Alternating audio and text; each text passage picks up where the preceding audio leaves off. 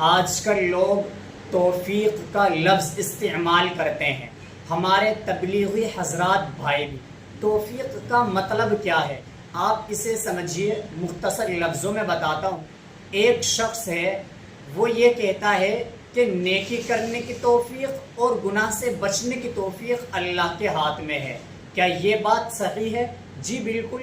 آپ اس کی مثال سمجھیے، ایک شخص ہے کہ وہ گناہ کر رہا ہے، لیکن گناہ سے بچنے کے جو اسباب ہیں وہ بھی اختیار کر رہا ہے۔ اس کا ارادہ، اس کی منشا، وہ یہ چاہتا ہے کہ میں اس برائی سے بچوں، اور وہ بہت کوشش کر رہا ہے، تو اللہ تبارک و تعالیٰ اس کی کوششوں کو، اس کے تمام اسباب کو اس نتیجے کے موافق کر دے گا جس نتیجے کے لیے وہ کوشش کر رہا ہے۔ وہ کوشش اس لیے کر رہا ہے کہ میں گناہ سے بچنے کے، میں گناہوں سے بچوں اور خیر کی طرف آؤں۔ اللہ تبارک و تعالیٰ اس کی تمام کوششوں کو نتیجے خیر کے موافق کر دے گا۔ تو اب ہم کہیں گے اللہ تبارک و تعالیٰ نے اسے خیر کی توفیق دے دی، گناہوں سے بچنے کی توفیق دے دی، اسے کہتے ہیں توفیق۔ اسی طرح ایک اور مثال سے سمجھیے، ایک شخص ہے، وہ صرف گناہوں پر گناہ کر رہا ہے، اسباب کچھ بھی اختیار نہیں کر رہا۔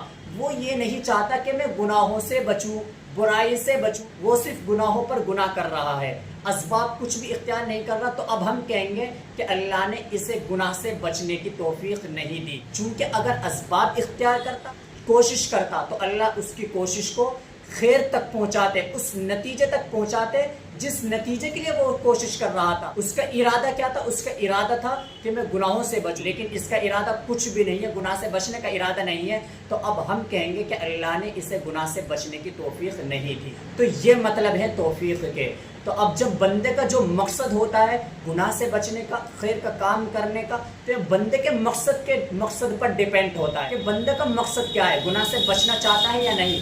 اگر چاہتا ہے تو کوشش کر، اسباب اختیار کر، اگر نہیں چاہتا تو اللہ کی نہ توفیق ملے گی اسے، نہ اللہ کی مدد آئے گی۔